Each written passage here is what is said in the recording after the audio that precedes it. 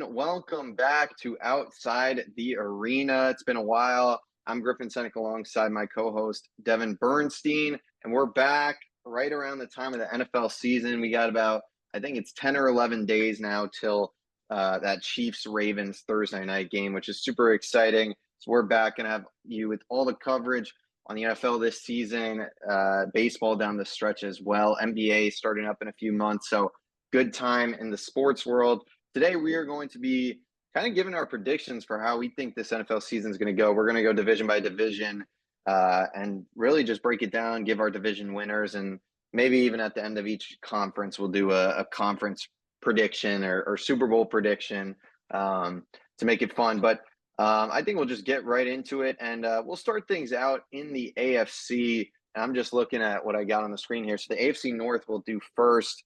One of the most competitive divisions in football. You've obviously got the Ravens, who fell in the AFC Championship game last year.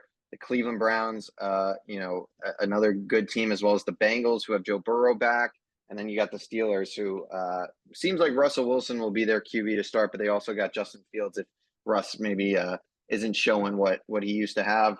Very competitive division. What are your thoughts on this one, Dev? I think most people would probably say the Ravens are the team to beat. Yeah, I mean, to be honest here, I could really see any of the top three teams taking it. I mean, I'd be a little bit surprised if the Browns do, but they certainly have the talent to. And the Bengals obviously are just a few years removed from a Super Bowl appearance and have been a really good team when they're healthy. And like you said, the Ravens, are kind of the easy pick here. They seem to win, double-digit games every year Lamar is healthy. Their defense was pretty disgusting last year.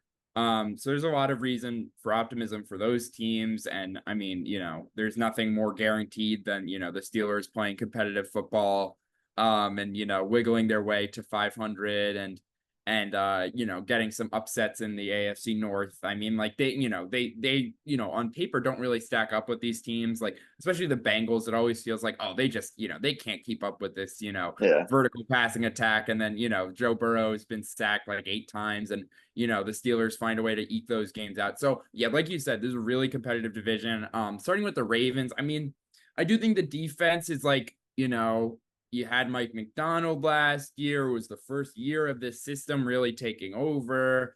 You lost, a Clowney. You lost, Patrick Queen, who I don't think, either of those guys are, were the foundation of this defense, but certainly some good players. I'm a little bit worried about the cornerbacks outside of Marlon Humphrey. And even he's had some trouble staying healthy. So, I mean, I don't think it's perfect here, but I think if, Lamar stays healthy, they're a well-coached team. Obviously, the Derrick Henry addition, I think he's going to, be like, Gus Edwards on steroids, even if he's not quite what he was, 2, 3, 4 years ago when he was rushing for almost 2,000 yards. I think, still get over 1,000 yards, 10, 12 plus touchdowns. They love to run the ball in the red zone. That run game is going to be awesome, obviously, with Lamar.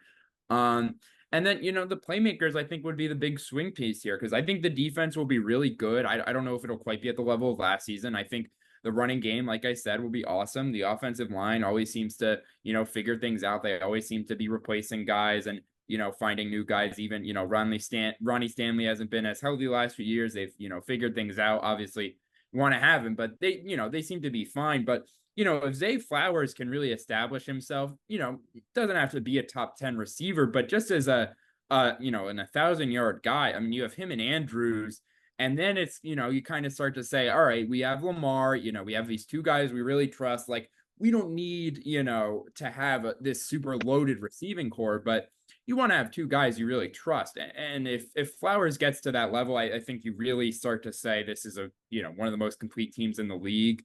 I think my last on the Ravens is just that they got away from the run game in the AFC Championship game. And I wonder, because they kind of want to get away from the Greg Roman era where it felt like they were too invested in the run game and they wouldn't pass enough. And then it felt like, by the end of last year, maybe they'd gone too far the other direction. So, like I said, though, I'm asking all these questions in the sense of like, are they a 10, 11 win team or are they like a true Super Bowl favorite? Not, I'm not questioning whether this team will be good.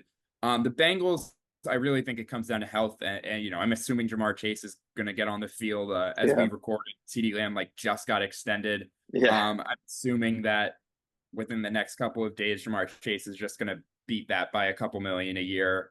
Yeah, the receiver money is crazy. I'll say that, but I mean, it's not that I think this is necessarily bad business for the Cowboys or the Bengals or even the Vikings with Jefferson earlier this offseason. But yeah, and the Browns, I mean, I almost think they're a similar story as well to last year. I mean, this defense is going to be pretty disgusting. I mean, the pass rush is I think the best way to say it is they're almost nickname worthy, the Legion of Boom. You have, the no-fly zone with the Browns, because I almost think that the Browns defense is almost starting to get there. I mean, the secondary has so much talent. It feels like Denzel Ward's hurt all the time, but they still kind of He just figure got it his out. 5th concussion. Yeah, I mean, that's I just don't even know how that's like. People are like, this guy should retire, which is probably true. He said he's probably not is. going to, but I mean, 5 concussions, like this dude, I just you worry about his health long term, 5 concussions is crazy, but No, sorry. absolutely. I mean, yeah, it's not ideal, but I mean, fortunately they have 2 other good corners. They can figure stuff out in the slot, like their safeties. Owusu-Koroma is, he'll make some mistakes sometimes, a little small for a linebacker, but he's an absolute playmaker. He's overall does way more positive than, the slight negatives, sometimes in run defense maybe. And then, like I said, the pass rush, I mean, you got Myles Garrett's pretty much the perfect edge rusher, can defend the run, can play 80% of your snaps, can win with power, win with finesse, win with strength, win with speed. I mean, there's really nothing this guy can't do at this point. Zadarius Smith, awesome number 2. They have some guys up the middle. I was hoping for Michael Hall, their 2nd-round pick, maybe to have a big year on the interior. It sounds like he's up to some not good stuff. He's But yeah, no, but I guess he's still good to go. He's been exactly practicing. this is the The thing with the NFL is NFL. nuts, dude. It's nuts. I mean, until you've been given some type of punishment by the courts, you're really fine. And even then, it's Rashee Rice is he's good to go. It seems Yeah, for the year. I mean, I'm not defending it, but it is kind of what it is.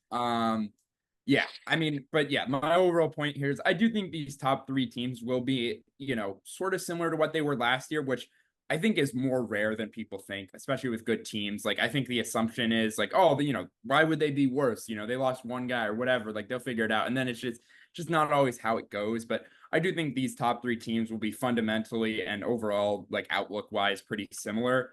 And the Steelers, kind of the same thing as well. I just kind of grouped them differently just because I don't see a world where Justin Fields becomes really good or Russell Wilson is good enough. Like you said, he's probably going to be the starter. And I don't disagree, but I also think it's what are you doing? I don't know. I don't really like any of their directions. But at the same time, this is an awesome defense. They're going to run the ball. Arthur Smith, we always talked about how he wouldn't get the ball to his playmakers last year. At least now they don't really have any playmakers to get the ball to. So he'll be able to, no complaining, he'll be able to draw up plays for tight end 2 and 3 all day, and no one will really care. So I'm joking, but in a weird way, I think just being an offensive coordinator with less of these highly picked, playmakers, I think there will be less, sort of clowning of him, and I think Tomlin will do a good job of making sure I think they will do a good job of trying to run this offense. I just don't think it's very talented at all. I think they can run the ball. I mean, I think that's one thing, but yeah, I mean, for my prediction here, I will actually go Bengals first. Okay. I just think I mean, it's weird because I'm worried about their defense. I mean, they lost DJ Reader. That's one thing I forgot to point out earlier, but losing DJ Reader definitely doesn't help. But yeah, I mean, I think other than that, this pass offense is going to be awesome. I think, Joe Mixon, it hurts, but I think they'll be fine with Zach Moss. I think the offensive line has improved, and I still think they're well coached on defense to the point where they'll be average. So I just think healthy Burrow, either contract year or newly extended Chase. You got contract year Higgins. I just think this offense is going to be rolling, and I think they'll get to about 11, 12 wins, even this tough division. Ravens, I would have second, probably in a very similar win projection or whatever. I just think maybe a slightly less explosive passing game. And then I would go to the Browns at third. And even them, I don't think will be much worse. Yep. Like we said, this division will be really, really competitive. And I could see at least 3 of these teams making the playoffs. Yeah, no, definitely. I mean, the Bengals are definitely an interesting team. Obviously, Burrow, coming back from injury, I feel like people kind of forget what this team was. But at the same time, like, you know, I also feel like, this kind of core that we've been in with Cincinnati, I feel like the time's kind of passed on it. Like when you look at the Super Bowl, like, Joe Mixon was a big part of that team. He's not there. You know, obviously you do still have Chase and Higgins. Tyler Boyd was a big part of that attack. He's not there. So someone's going to have to step up, at wide receiver 3. Like you said, like DJ Reader is no longer there. Jesse Bates is gone. I think that's a bigger loss than people, really point out. I mean, he was one of the best defensive players. Obviously, I mean, Jesse Bates has been gone, but at the same time, looking back at that Super Bowl team, like, there's these guys that really made an impact, and I just don't see them there. I think the Bengals will be really good. For my division winner, I'm going with Cleveland, to be honest. I think Cleveland, I mean, obviously there's a little bias there, but at the same time, I do I could think see it Cleveland is being kind of slept on and just forgotten about a little for bit. sure. Last year, this team made the playoffs 11-6. And I mean, they suffered what felt like a record amount of injuries in terms of, salary cap percentage on the injured reserve. I think they were over like 50% at one point, like some astronomical numbers. They went out, they brought in Jerry Jeudy, who obviously has not had the sharpest NFL career yet, but they brought him in, they extended him. I think that's a underrated piece in that wide receiver room, because now kind of you take pressure off a guy like an Elijah Moore, who now you can, move around, play in the slot a little bit or on the outside, whatever you want. And he doesn't have that pressure to be the number 2 guy there, which I think is really good. And Jeudy doesn't have the pressure to be the number 1 guy. So I think both those guys could be set up for solid seasons. We saw Njoku kind of really turn it on down the stretch and show what a lot of people thought he was going to be coming into the league. Obviously, Nick Chubb is not going to start the season. He's still on the PUP list or whatever. But you got Jerome Ford there, who had some moments last year, but still, behind that old line, which you get both your tackles back who were out for the year last year. The interior of that line is as good as any in the NFL with Wyatt Teller and Joel Bitonio. I think Jerome Ford or whoever they have back there is going to be able to get, be productive. And like you mentioned, the defense for this team is one of the best in the NFL. Obviously, the Denzel Ward stuff is definitely concerning because you lose him. Obviously, you've got Greg Newsome there and Martin Emerson, who's an incredible slot corner, but that definitely takes away from that cornerback room and from that defense, because Denzel Ward, when healthy and when playing, is one of the best corners in the entire league. But they're also going to get guys back like Grant Delpit, who missed a lot of time last year. So I'm really high on this Browns team. It just comes down to quarterback. And I mean, that's what it's been the last several years. Deshaun Watson under center. It's like we still don't know where this guy is at, really, because it feels like every time he kind of gets going or gets in a groove, there's something that happens. And last year, the last game he played against that Ravens team at Baltimore, he led that incredible comeback, basically a perfect second half.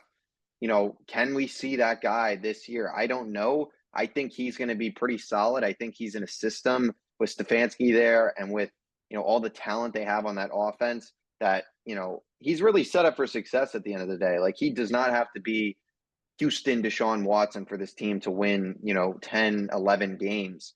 And, I think if he can get anywhere close to that, we could be talking Super Bowl with this Browns team and how good this defense is. So I'm going to pick the Browns to win this division.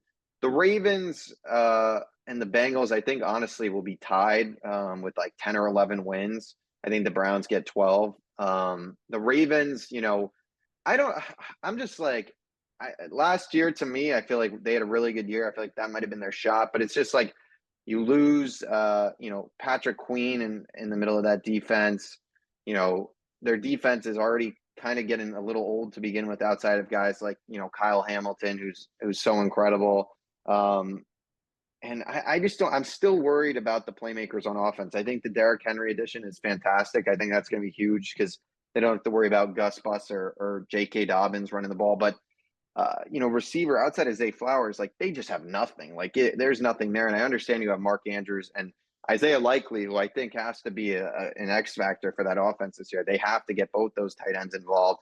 But I'm just worried, about those wide receivers. I just think it's been a problem. They had Odell last year, who did all right, but he's obviously in Miami now. So I don't know. I'm not. I just think the Ravens. I just don't know if they can ultimately win a Super Bowl with this team. I just don't know. I've said that the last few years.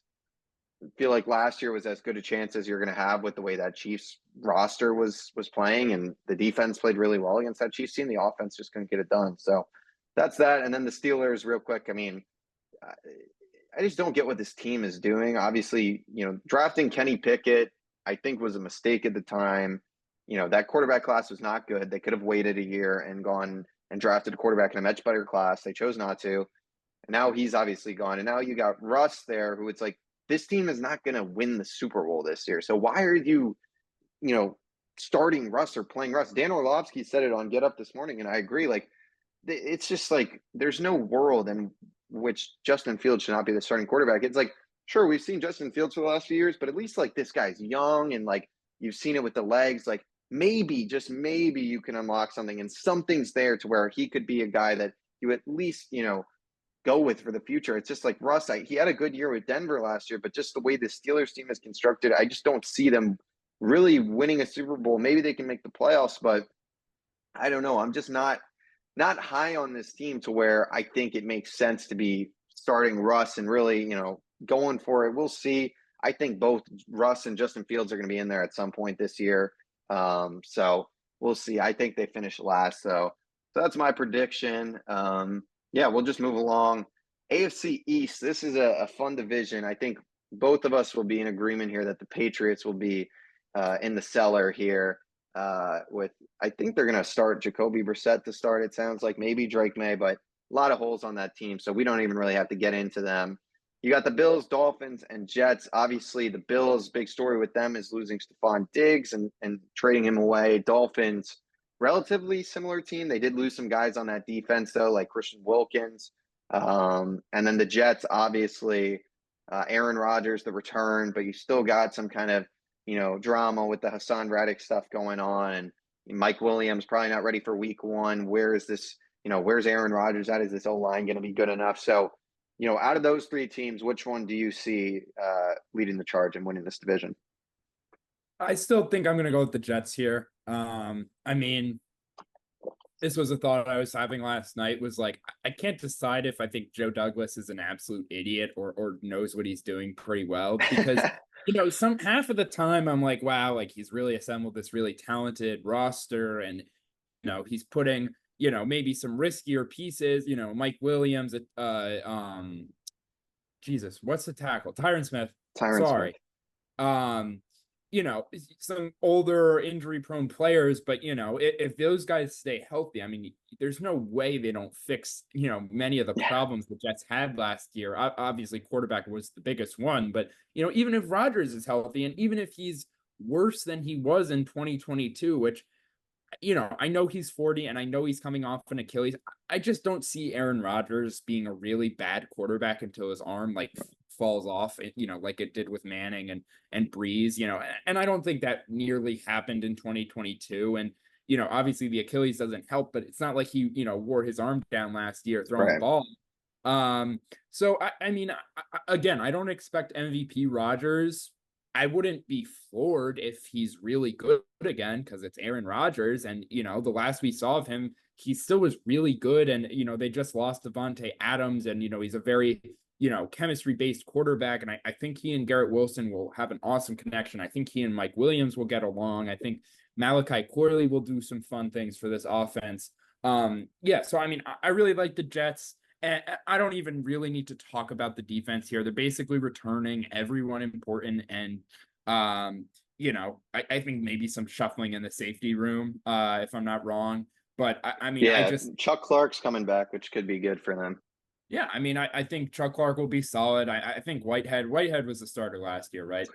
Yeah, he's gone, though, I think. Yes, he's back with the Bucs. So, yeah. So, I think, Chuck Clark, Jordan Whitehead, I don't think it's really a big loss or gain. Interchangeable, yeah. Here. This was the best defense in the league basically the last 2 years, even when, they're punting every possession.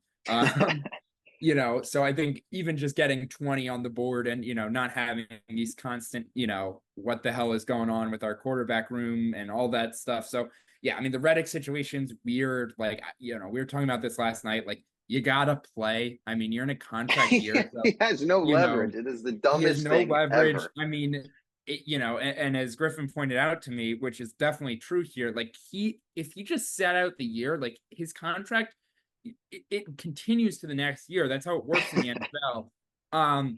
So he's almost delaying his chance to get to the to the open market here, which is almost always your best chance to make money in the NFL. So I obviously understand you got to get your money. NFL is not for long, all that, but I just don't even think it's the right financial move. And I think he'd almost be guaranteed to have a double-digit sack season if he was healthy in this Jets defense, Totally. just with how talented they are and how talented he is. I mean, he's a great pass rusher. Don't get me wrong here.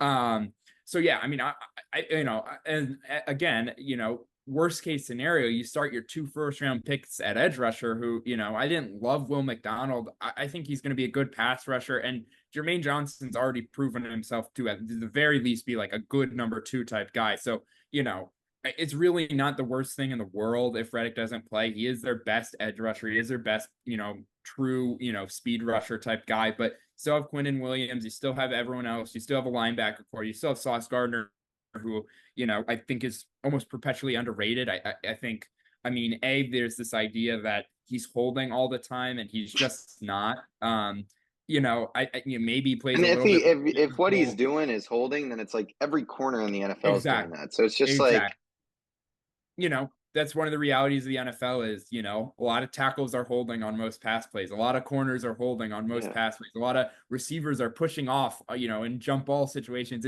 It's just how it goes. It happens in the NBA. You push your limits. That's how every sport goes. But yeah, I don't think that's the case. And I think there's the other idea, which I think is true, is that there's no, Revis type shutdown corner in the NFL anymore, just both because no one's that good and also because, the way offenses work and, the rules and all that. And I think the second point is true. I don't think anyone statistically will ever have, as dominant of seasons as Revis did. But I mean, I really think Sauce is just incredible. I mean, he's been the best corner in the league, basically since he stepped foot here. He really doesn't get beat. He has the size, he has the quickness. There's no, issue with injury here. He doesn't even seem, I think he definitely has a personality, but doesn't seem like he's, causing drama and all this stuff. I mean, I just think this guy is a lock to be the best corner in the league for the next 5+ years. So yeah, I mean, I'm really confident in this Jets team if they stay healthy. I'm curious your thoughts on Saleh as a coach. I mean, I think he gets a lot of crap as like a leader type, but I think he's a good defensive mind at the very least. But I think maybe he could be a swing piece here of like how good of a coach is he and how well coached is this team overall.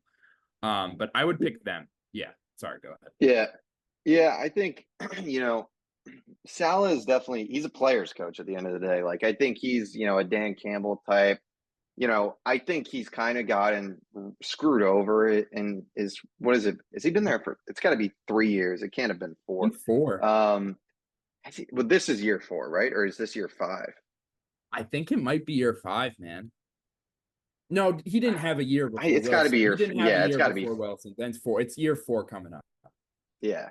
So that's when he had basically 3 years of Zach Wilson as his quarterback. It's like, what do you expect? And obviously, that draft, I guess it's 2 years ago where they landed Garrett, where they landed Sauce, where they landed Jermaine, where they landed Breece Hall, which, I mean, that is one of the greatest drafts in the last 10 to 20 years, probably. I mean, that's 4 legitimate potential superstars, I would say. I think Garrett Wilson's going to break out this year. Sauce and Breece, I think, are already, established stars. Same with Jermaine almost. I mean, Jermaine was a Pro Bowler last year.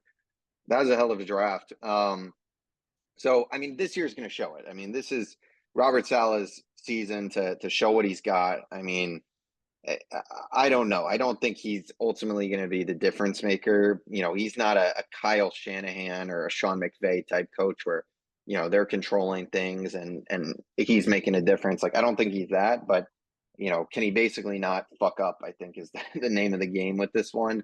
I'm also going to pick the Jets to win the division. looking at the other teams, I think the Bills.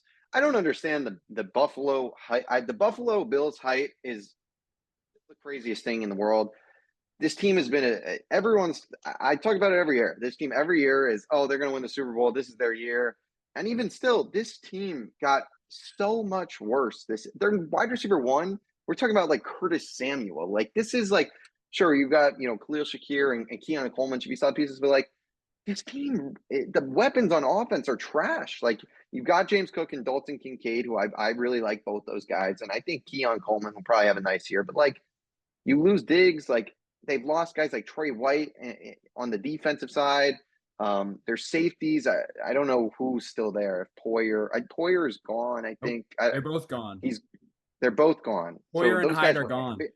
They're basically those were the two anchors of that defense. Tron Johnson, that's their corner, right? He's He's still good. there. He's still there. Yeah, he's a good player. But yeah, I mean, this defense isn't that great. You've lost most guys. The offense, like you've got Josh, but like I don't think this offense is going to be like a top 10 offense. I maybe I'm wrong, but so I think this Bills narrative that this team can still win this division is crazy. I think they're going to finish third, but Miami, they're just what they are at this point. Like this is not a team that's going to go and win a Super Bowl probably with Tua as their quarterback. Tyreek's insane. Jalen Waddle's really good. It'll be interesting to see how Odell fits into the mix there. But this defense got worse. You lose Christian Wilkins. They lost a few other guys who I'm forgetting exactly who, but I know they lost multiple guys. You do still got, Jalen Ramsey, obviously one of the top corners still in the league. So, the defense isn't awful, but it's not a top 10 defense by any stretch of the imagination. The offense will be good.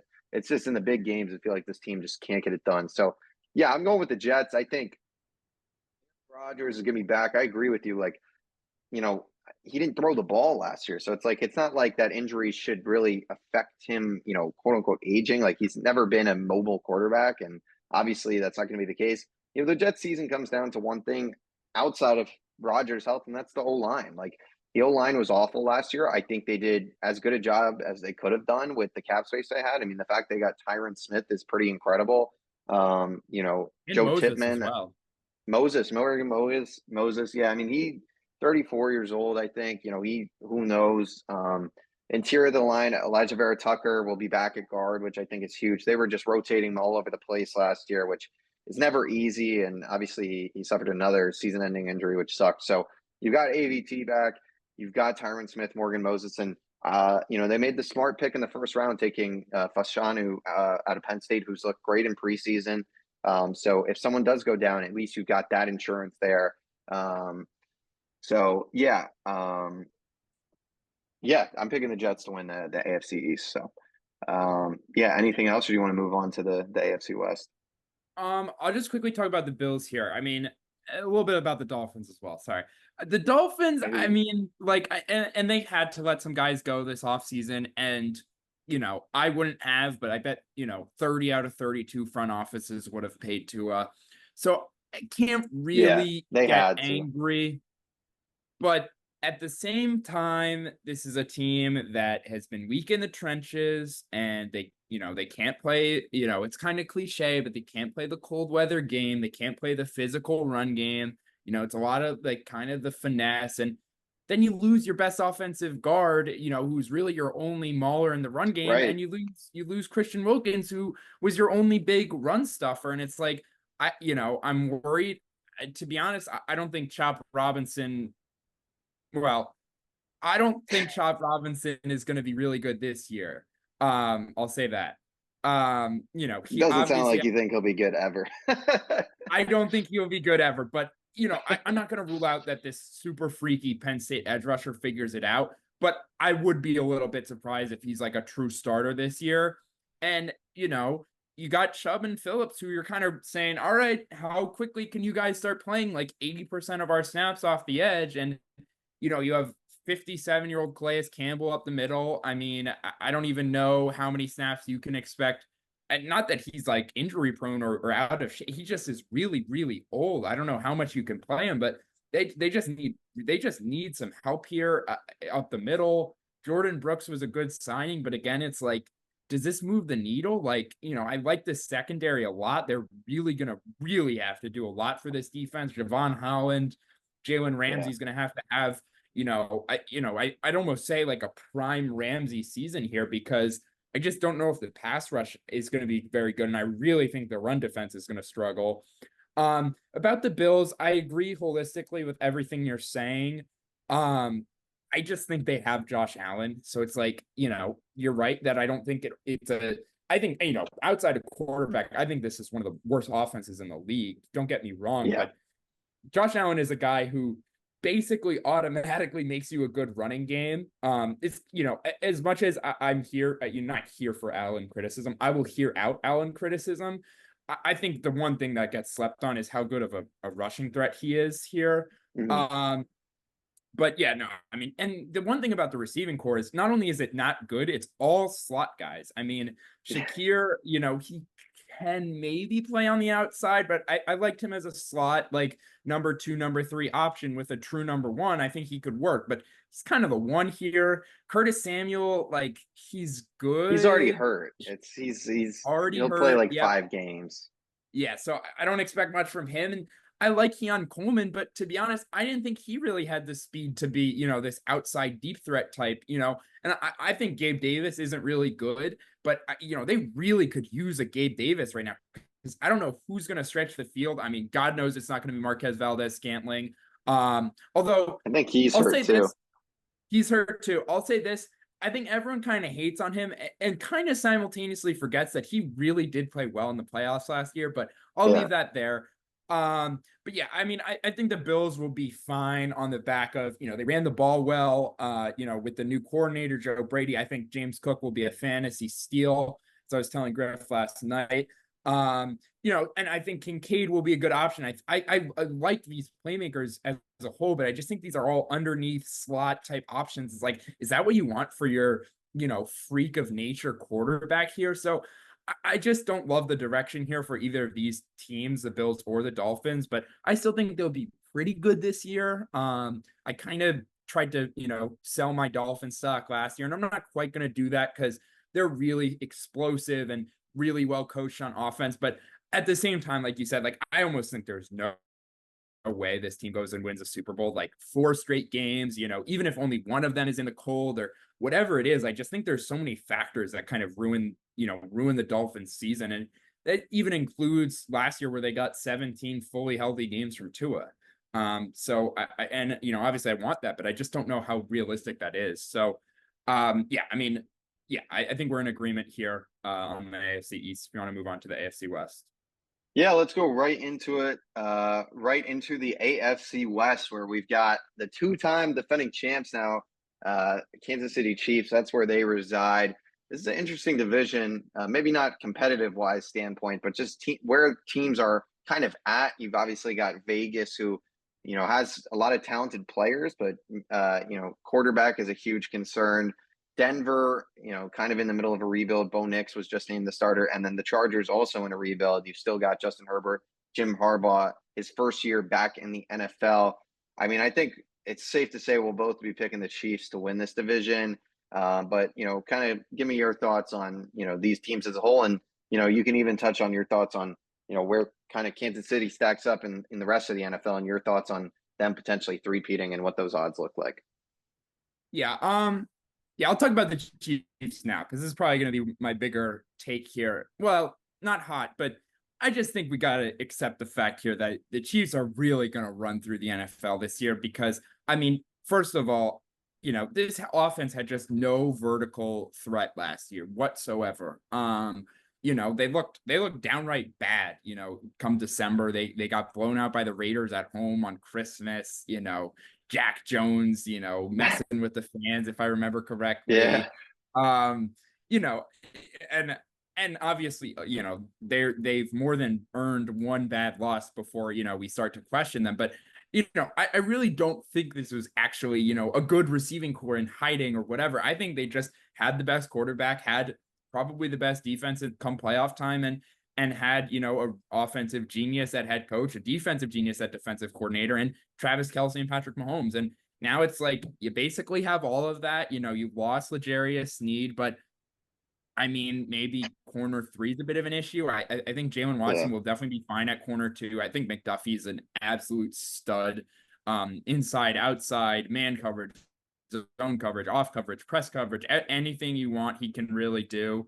Um, which is rare. So I'm not worried about the defense. Maybe Chris Jones is starting to get a little older. I don't really think that's the case. I mean, I think that could be the case with Kelsey here. I don't know how much that matters. I know he's still going to obviously be a great security blanket, third down type guy. Like we said with Rashee Rice, he's obviously not facing any suspension for now, it looks like. Just signed Juju as of today as well. Like, I don't think he'll do much, but as another slot, good connection with Mahomes type guy, absolutely kind of has a similar play style to Rashee Rice. So I like that fit. And then, this is the big thing here is you go out, you get a Hollywood Brown who has always been productive, with worse quarterbacks than Mahomes, in worse passing offenses as a lower tier option in the offense. So I mean, I don't love Hollywood Brown. I don't necessarily view him as like some number one guy or whatever, but in a 1-year prove it deal with the best quarterback of his career and by far the best situation, I think he's going to have an awesome year, really help stretch the field. And then you got Xavier Worthy, who I would question a little bit, how fantasy relevant is he going to be this year, maybe, but will his verticality and route running, be way better than Marquez Valdez-Scantling was? Absolutely. And he'll be their secondary deep threat, as opposed to Valdez-Scantling, who was like their only deep threat at all. So, I mean, we've talked about a lot of these teams. The Bengals probably maybe do have the upside, but the Ravens and the Dolphins, we kind of were like, yeah, I just don't really see this team, really winning a Super Bowl. And I think a big reason for that is we just don't see them beating the Chiefs. Like, I mean, I don't really see any team beating the Chiefs as of right now, but I just think a lot of these teams don't even have the upside to, it just feels like these big games, like, I mean, I don't know, maybe, they have some voodoo magic and it'll start to reverse course, but the Chiefs just seem to capitalize on every opportunity in big games and just find ways to win. It's just incredible. So, I mean, I would take them in the AFC over the field, like pretty easily, to be honest. Yeah. I mean, I just, I don't know. I'm almost running out of words. I would pretty like safely take them as my Super Bowl champ here. Again, not saying they're definitely going to win. I just think they're the most likely by a pretty solid amount here, which is crazy given how hard a three-peat is in the NFL. In terms of the Raiders, almost like the opposite of the Dolphins, where I don't know how good they're going to be this year, but I do like what they're doing. I mean, think the first thing was like getting a coach who isn't a complete, culture issue. And Antonio Pierce seems to be the opposite of that. Maybe not the best coach in the league, maybe not the coach even in 2 or 3 years here, but is he the coach that helps build a winning culture in Vegas here and starts to, build up this roster? I think that's absolutely possible. And I wouldn't even rule out that he is a long-term coach because we just didn't see too much of him. And what we did see was pretty damn good. But the quarterback position here isn't going to be good. I mean, you've got, Gardner. I think you should start him as much as possible. I like O'Connell, I guess, but he's like 26. I mean, like, it's not like he's like the young, developable option here. And even if he was young, I mean, I don't think he has the traits necessarily to become some, anything more than like, maybe Tannehill. I don't even know. That almost seems a little crazy to me, which Yeah. again, it's just low upside quarterback room. Got rid of Jacobs, which I think that would be fine, to be honest. I think my one question here is like, how are they going to get the playmakers involved here? Like, is this going to be a vertical passing attack like with Gardner Minshew, or is it going to be like a bunch of screens? I'm not exactly sure. I'm interested what Brock Bowers' role will be. I like the Wilkins signing, maybe a tad bit of an overpay, but they have a good line. I think they're about a 6, 7, 8 win team. Nothing bad, nothing special. The Chargers, I do like what they're doing long term for sure. But again, I just don't think they have the playmakers. I think they were left, I think the best way to put it is the Chargers, the old Chargers core. This was basically supposed to be like their Super Bowl window where, they're kind of have some aging veterans and, maybe they don't have the best cap situation and whatever. It's fine because they're, a year in perennial contender. And obviously that hasn't been true. So I just really think, the front office here kind of has to pick up the pieces and, maybe they could have, built a 2% team that was better this year, but I think they made all the right right long-term moves here. So again, I think they'll be solid, probably a little bit below 500. And the Broncos, I mean, I don't know, man. You got Zachy Surtain. Wilson's looking good, man. I mean, it's just, it's the preseason when, you Yeah. see people being like, should Zach Wilson get the job for the Broncos? It's like, guys, No, he should not. no. He should be um, flipping burgers right now. yeah, exactly. Yeah, no, just put the fries in the bag. Yeah, no, I Nah, mean, he'd be a model if he does venture he could out. be a model for sure. But no, I don't want to talk about the Broncos for that long. I mean, they're not good. I don't love what they're doing long term. I still think Sean Payton puts together about as good of an offense as he can with his talent, basically no matter what. But I almost don't even know if that long term is going to save them, just with how almost behind the eight ball they are here. Like, I don't even hate Knicks. It's just like, what's the scenario here where he does well? Like, always injured Tim Patrick has a breakout year, or Cortland Sutton, is, God needs to be watching over Tim Patrick this year, I man. mean, I don't even think he's made it to the regular season in a couple of years. No, I he hasn't. It's bad. We should be um, laughing, but I think he's gone down back-to-back years in preseason. yeah. Yeah, I mean, and again, not that he's some star, but I mean, who even else is in this receiving core? I mean, you obviously traded Judy. I'm just really worried. I think the Broncos might be, like, honestly the worst team in football the more I talk about it. Yeah, I'm curious. I mean, again, I know where you're going with this division, but I want to hear your thoughts, especially Chargers Broncos. Yeah, Chiefs, like, I agree. Like, I think this team's gonna win the Super Bowl this year. Like, if I'm being honest, like, the year they played the Eagles was like, oh, like, they're not as good. Last year was like, this team is trash, like, legitimately. Like, they were like awful towards the end of the year. That receiving room was just, I mean, they were 11-6. There's probably multiple games in there that if their receivers like don't massively fuck up, like they're a 13-14 win team. So it was like, and that like the Tony drop or whatever, and then the MVS had a fuck up or a drop, right? So like The those two Eagles game. games, Yep. yeah. It's two So games that's right probably there. like exactly like they probably should have been 13-4 last year. So maybe it was a little exaggerated, but like they were struggling at the end for sure, and their defense kept them in it. But this year's going to be different. We're going to see more of that explosive offense. Xavier Worthy, like, yeah, I agree. Like with what you said, like he's not going to be a fantasy like star this year, but like the guy's going to have multiple weeks where it's like dropping 24 or 25 points here and there. He's going to be really good. Hollywood Brown, like you said, a big addition. Yeah, there we go. I think it was lagging for a bit, so I don't know if you heard any of what I just said, but Hollywood Brown, I think, will be good. Rashee Rice, obviously, the legal situation is sketchy, but it seems like he's going to be playing this year. So, yeah, I think he'll continue to evolve. And the Juju signing, like, just as a little throw in there. There we go. I don't know what's going on with the Wi-Fi, It but just said it kicked me out of the Zoom, and then I rejoined without even clicking anything. But now we you're will continue. fresh, though. You're back. Yeah. I'm just talking about the Chiefs and the wide receivers. Rashee Rice, I think is going to continue to get better and better. And Juju, like as a number 4, like as a guy who you put him in whenever, like nice piece. And then it's like Sky Moore and Tony, like you work them in when you can and maybe draw something up because those guys still have some talent. It's just when they were being relied on as the every down wide receivers, like not so good. But as a special piece here and there, they can make it work. And then McCole Hardman as well. Who knows if Sky Moore might get cut actually. More than That's what I was talking about gonna it. say. Yeah, Tony, I feel like they'll keep. I feel like they don't want to let go, but maybe they have to. I don't know. Who knows? But But you go ahead. I mean, it's just a good problem to have that you don't have to rely on Yeah, these guys, it's like like you're saying. Yeah. well, it's like you probably want to keep McCole Hardman just for like I Right. feel like Right. Pat likes him and Kelsey likes him, and he obviously won the Super Bowl last year. So yeah. So yeah. Raiders, like just trade Devontae Adams to the Jets, pretty I please. would Like say let's that. just Yeah. make it happen. Like this team, like Antonio Pierce, I think it's a good hire. I think he really turned that defense around. I think the players really like him. Crosby, Christian Wilkins. Who's the other guy? The first round pick or the The guy kid who from was really good last year, the opposite edge rusher. Coons.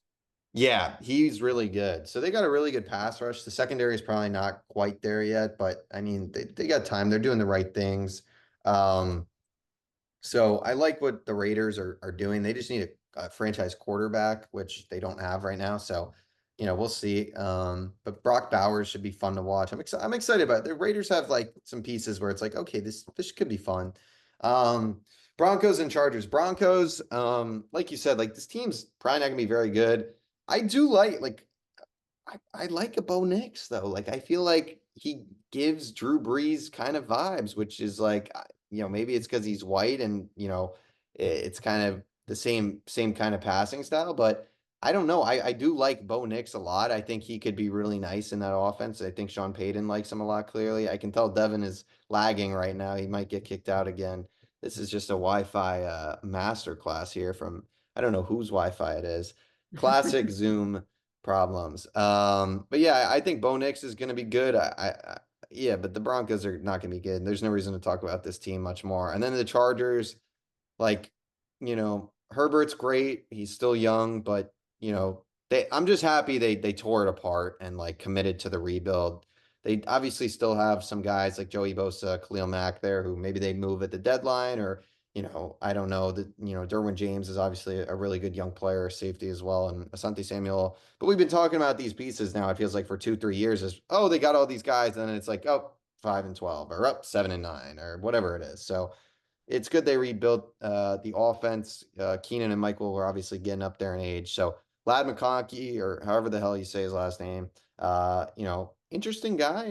Maybe he can be nice. I don't know. Josh Palmer, eh.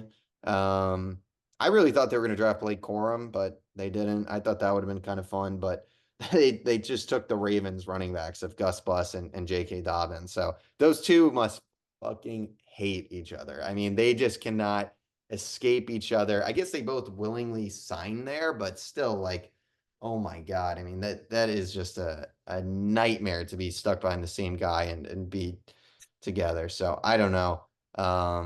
God, this Wi-Fi is seriously an issue. I don't know if it's mine or yours. That's what I got on the AFC West. Whenever Devin thing reconfigures, we can move on. There we go. I don't know, this new Zoom is not doing well for us. It It's has not been good to us. not been good at all. All right, let's move on from the AFC West. Maybe it's just the AFC West bad Yeah, vibes. It's it's telling a us to move curse. Yeah. on. So we'll move on to the final division of the AFC, the South. A lot of fun storylines here. Every team's got a pretty young quarterback. Texans, I think, are the front runner, kind of America's team right now. It feels like, in a year or two, people are going to be like, oh, I'm so sick of the Texans. I'm so sick of CJ Stroud. But for now, it's this fun new thing that people really like, people love. The Colts are getting Anthony Richardson back. Tight ends add, guys like Calvin Ridley, L'Jarius Sneed, and the Jags. They lost a guy like Calvin Ridley, but they bring in a Gabe Davis. They draft Brian Thomas. They extend Trevor. They get him locked up long term. What are your thoughts on this division? It feels like all four of these teams realistically probably could have a shot at the playoffs. Yeah, I mean, I'll start with the Jags because they're the one team I'm not excited to talk about here. I mean, without paying Trevor Lawrence, and let's not even talk about Trevor Lawrence. Let's just, point out the fact that without paying Trevor Lawrence, this team isn't very good. So I don't know exactly what the pathway is to the roster getting better once you pay a quarterback. Besides, sending Trent Baalke, to a third world country or getting him far away from the NFL. I mean, frankly, this guy, I don't know what he's done ever to get a job. I don't know what he's done to conclude that he should still have a job. I mean, Trayvon Walker, #1 pick. I mean, I don't think there was like anyone who was like, yeah, I would have done that. You know, I liked Brian Thomas this year. Frankly, the rest of the draft was kind of a joke. I don't really know exactly what's going on here. I think this almost happened with Doug Peterson in Philadelphia too, where they just started throwing draft picks out of the freaking trash can. And I know it wasn't Howie doing that. So I wonder if Peterson has a lot of control on the offensive draft picks here and just really is not a good talent evaluator or exactly what's going on here. But I like Trevor. I like Brian Thomas. Gabe Davis is a starting caliber receiver and a deep threat. I mean, that's not, you know, the worst thing in the world, but I just don't see it here. I know they like really wanted to pay Calvin Ridley like elite wide receiver money and give up, you know, the draft pick to the Falcons because of, you know, the stipulations of that trade or whatever.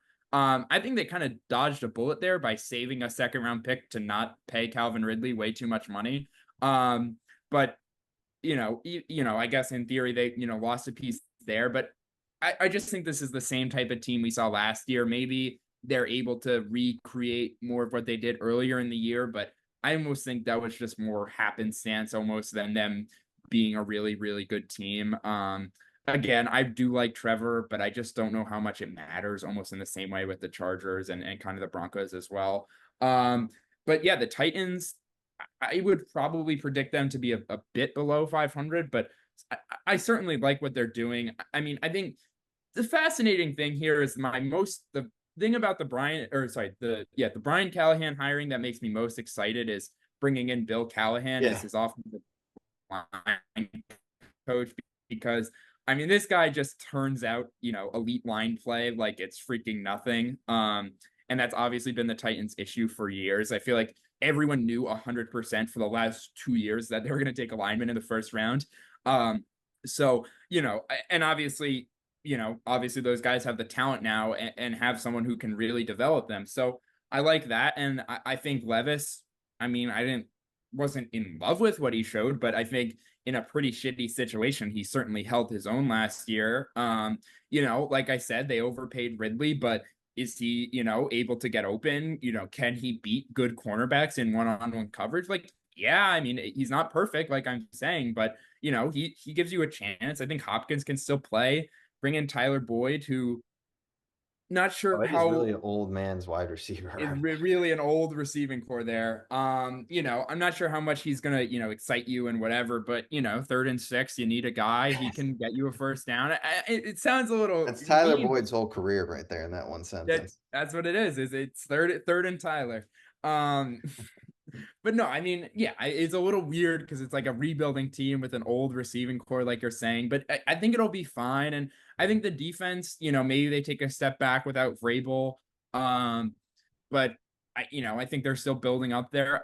And like you said, I don't think this team will be great. I don't think this team will be terrible. And I like what they're doing long term. And then, yeah, like you said, with the Texans, they're kind of seem like America's team right now. I'm going to go out, basically guarantee that Diggs is going to cause some major issues here.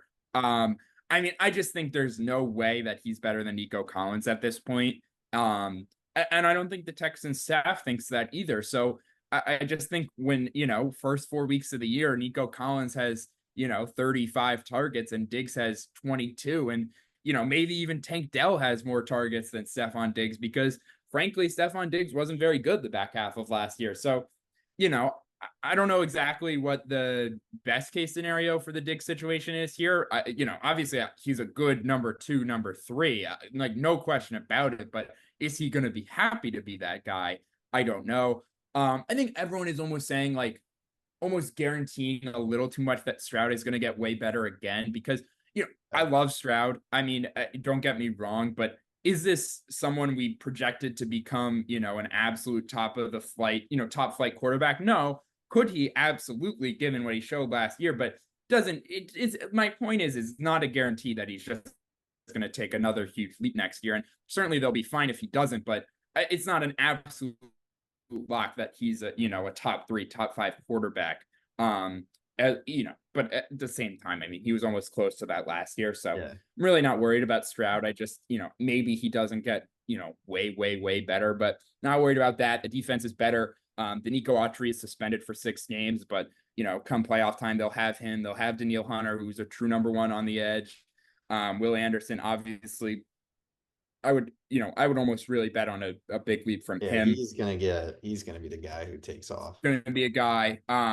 Stingley, you know, if he can stay healthy, I think will be awesome as well. So yeah, I mean, I like the Texans. I will pick them to win this division, but I really am a big fan of the Colts as well here. I just think, you know, Richardson and, you know, what they showed last year, even with Minshew and, you know, even if, well, first of all, I'll say this, there's people saying, you know, based on the preseason, Richardson is, he's a bust or he's going to be the MVP. And, first of all, obviously, when people are going, those far different directions, that something's up, but it's a preseason, guys. I mean, we really don't know what he's going to look like until he steps on the field week one. Obviously, you love to see, I think there's been some accuracy issues and, he's obviously made some of those Anthony Richardson plays that not many people can make, but I just think you really got to wait for the real season to start to see what he's like. But I think this offense has a ton of upside. I think, even if he struggles as a passer, their rushing game will be awesome. And I think this pass rush is going to be awesome. You still have DeForest Buckner. He's just like your prototypical, interior rusher who can do it all. Maybe not a top 3 type guy, but he's certainly a stud. Grover Stewart, kind of the same way, but more of a nose tackle type. And you draft Laiatu Latu in the first round here, who I'm really high on day one being a good quality edge rusher here. So I think they have all the pieces they need to be a complete team, especially if the secondary kind of figures itself out. I think Richardson, obviously, it's like he's 21 going into like his 5th start, so it's really not make or break at all yet. But I mean, in terms of this season, I would say he is the big swing piece here. Yeah. But I still believe in Richardson as long as he shows to be like, just a competent, if he can do what Gardner Minshew did in the passing game last year with a bigger arm and obviously plus that huge rushing upside, I think this offense will be awesome. And he still obviously has the potential to get way better. So I am high on this Colts team as well. Yeah. I mean, I'll just start. I think the Texans will win the division. I think I'm a big Stroud guy. I've always been a big Stroud guy. Yeah, I mean, I don't think we're going to see some like big leap again just because he's already so freaking good. He doesn't need yeah, doesn't need like there's just not even any way for him. Like if he were to take a big leap, it'd be like we're talking about him and Patrick Mahomes in like the same breath. So I think Stroud's already a top 6, 7 guy. I mean, you might even be able to, there's going to be people, after this year, he might be a perennial top 5 guy. The wide receiver room is just nuts though. And I mean, the Diggs is, obviously you wonder if there'll be issues, but like he's on a 1-year deal at the end of the day. Like worst case, like he's gone at the end of the year. Like I don't know how much trouble he'll pose as long as they're winning. I think it'll be okay. But I mean, they've got Nico Collins, Diggs, Tank Dell, Dalton Schultz is an underrated tight end, and then Joe Mixon now at running back, who obviously is not in his prime anymore, but still a guy who can get the job done. So this offense should be top 5 in the NFL this season. With number 1 potential, I think.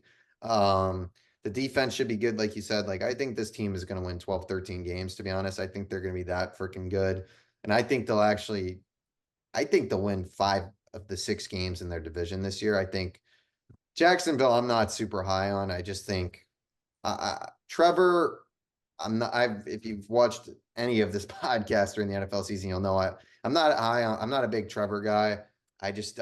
He's fine. I don't think he deserved the contract he got because even I think Tua is more deserving. Like Tua has at least gone out and like put out a big year. Like I just feel like we haven't even seen that from Trevor. Like it's just. And I know he was hurt last year, and you got to look at that, but I don't know. You can say something if you want.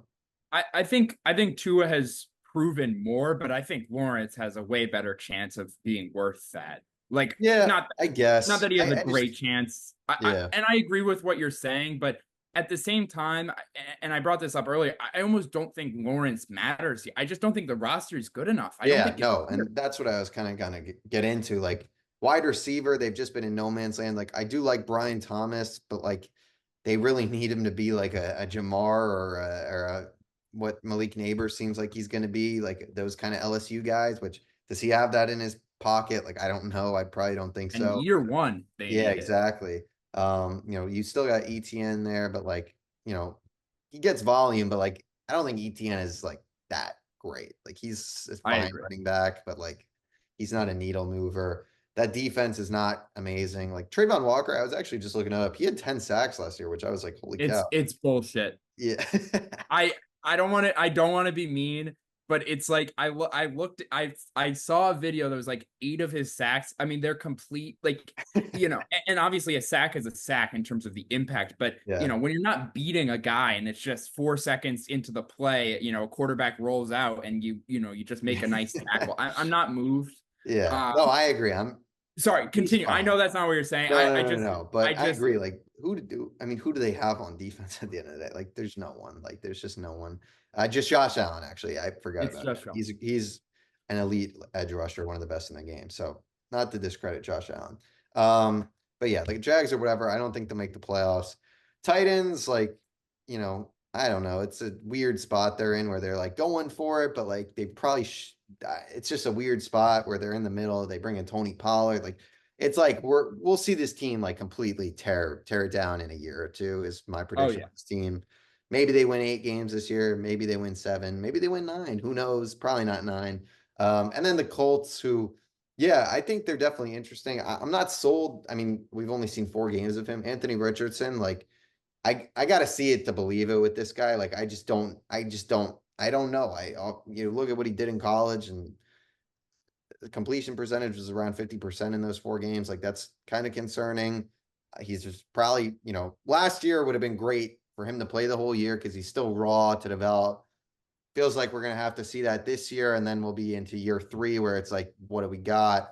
The Colts, I think, will be pushing for a playoff spot. I think JT is going to be great this year. Losing Zach Moss, I think, does hurt a little bit. I think, he was really good for them last year, to be honest. And as a 1-2 punch, they were excellent. Obviously boosts JT's fantasy value a little bit if you're looking into him. Michael Pittman will be great. He just got extended as well. The rest of the receiving room, they've got a few guys that, mix and match a little bit. Not really a true number 2. So it'll be interesting. Like you said, defense should be good. The O-line's really good with Quinn and Nelson. So yeah, that's what I got on that. I mean, I don't think there's really much more to talk about with that. So yeah, I think with that, I mean, we're both, I believe, picking the Chiefs to win the AFC. So that's the AFC. We'll try to, I mean, we spent a lot of time on that, so we'll try to move a little quicker through the NFC here. Start out with the West, and I'll honestly just go through the West kind of quickly. I think the Niners will win the division. Obviously, there's the holdout drama with Ayuk, Trent Williams. I think Ayuk ultimately stays in San Francisco. I think at this point it's too late for a trade with him. I don't think the Steelers, like, it's just like, I don't know. I think it's too late. I think he'll sign there. Trent Williams, I think they'll find a way to get a deal done with both these guys, to be honest. They kind of have to. Williams is probably more important, but Ayuk is really important in that offense too. I mean, I think this team, they got 1 or 2 more years with this current core of guys, really. I mean, they've still got a lot of young talent there. You got Nick Bosa, who's still young. Fred Warner is upper 20s now, I think. Maybe he's 26. I think he's going to last a while, but he's not getting better. Yeah, I mean, the bottom line is this team is still really good. Probably I think the favorite to win the NFC. We'll see how Purdy, if he keeps getting better and better, if he just kind of is what he is at this point, which is still a really good quarterback. So Niners should be really good again. The Rams, I mean, they got so much young talent. Puka, obviously, and Kyron are both studs. Blake Corum, I really like as a draft pick because obviously Kyron's dealt with some injuries. Now you don't have to sign Darrell Henderson every year. You got Blake Corum who can go in and get the job done. There was some Leonard Floyd or Ernest Jones, not Leonard Floyd, where there was like saying he demanded a trade and then he said he didn't. So who knows what's going on there. Aaron Donald retired just this offseason, right? So obviously that's a huge loss. They did draft the 2 Florida State guys, Verse and Fisk, who I think both should be pretty solid. I like Verse a lot. So I think those are both good moves. I think the Rams should be in contention for a playoff spot once again. They did sign Jonah Jackson, I believe, as well from the Rams. And they re-signed Dotson, who was really good for him last year. So the O-line, I think this line will be really good. Yeah, so I think the Rams make the playoffs. Seattle, I mean, this team, they'll be in contention for a playoff spot, but it's just like they just don't have the quarterback at the end of the day. Like, Geno's not going to get it done. I'd like to see them use JSN, Jackson Smith and Jigba, more. The usage last year kind of drove me a little crazy. I think he could be a really good player. DK obviously is a stud. Tyler Lockett, Mr. Consistent. So the offense should be good. The defense, a lot of potential. I mean, they got 2 good corners in Woolen and Witherspoon there. The D line should be really good once again. Or I don't know how the D line played last year, but I think it should be pretty good this I year. think it'll be even They better. signed, was Draymond Jones this offseason or last offseason? Last off season, but Yeah. they brought in Murphy in the first round. I think, Right. and the Byron young Murphy. guys will Yeah. take another step. But yeah, I think the line will be really good. Yeah. So I think the Seahawks will be better. And then the Cardinals are an interesting spot. I don't know what's going on with Marvin Harrison and Fanatics, by the way. That is the most So confusing weird. situation. I don't understand what's going on with that. So I guess rip to the fans who can't get his jersey. I don't understand why he would. He doesn't seem like a diva. So I just don't understand what the hell is going on there. It makes no sense to me. But regardless, this offense I think will be a lot better. Kyler is going to be, full year off that. I think it was what ACL or maybe I think it was ACL. Yeah. Yeah. And now you've got Marvin Harrison there. You've got Trey McBride, who's great. James Conner's still going strong. So I think the offense will be better. I'm excited to see Marvin Harrison. I think he could be, if he gets the targets that, I think he's going to get there, we could be in for a massive season of Marvin Harrison. And then the defense is a work in progress is kind of what I would say. Yeah, I don't really got much more on that. So I think Niners win this division. What about you? Yeah. Certainly not rooting for it. Don't like the Niners, but yeah, I don't see any world where this team isn't really good this year unless, I guess in theory, it's gone on. It's close to the season to have two of your best players holding out. I think both these guys are going to be here this year. I think Ayuk stays long term, and I think Trent, Williams will stay here as long as, he's Trent Williams, because the Niners aren't going to be stupid and just lose such a big foundational piece here. We could talk, more later throughout the year. I don't think it's going to matter this season very much about, the long-term future here. And I really, really, really do believe that it's going to get dark at some point. But for right now, this is an awesome roster. I don't even have too much to say about them. We know who they are. They're going to be about as good as last year. They can win a Super Bowl. Seahawks, I think will be interesting. I think they have some upside here in the sense of, Geno was pretty good 2 years ago, but like you said, he's probably overall more of a middle of the pack guy, but I still overall feel like way better about him, like even not way better, but I feel better about him than like Baker. I don't know. And like obviously way better than Daniel Jones. Yeah. Solid enough quarterback with good weapons. The offensive line's a little bit bad. That's a little bit of a concern, but the playmakers, I think the JSN thing will be interesting. Like, why, Lockett has always been Mr. Consistent, like you said, but is it time to, try to favor more JSN in this younger receiving core?